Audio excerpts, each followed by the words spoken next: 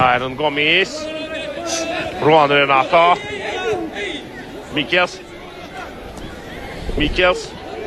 Mikkels'den zərbə və hesab atılır.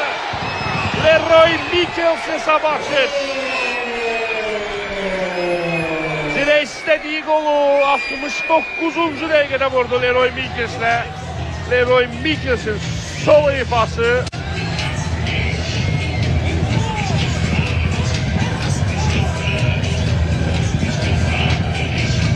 Zirə hesab açır. Ardında qalan Şamaxı tam gətirə bilmədi.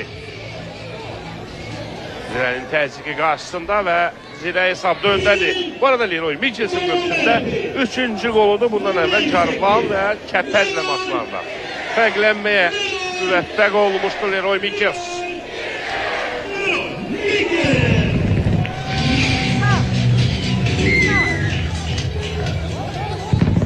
Qaçılıq millidə, həm də burada vurduğu qollar fikir verir. Üç futbolçunun ötəsindən çıxıb. Necə gözəl zərbə vurdu Leroy Mikkels.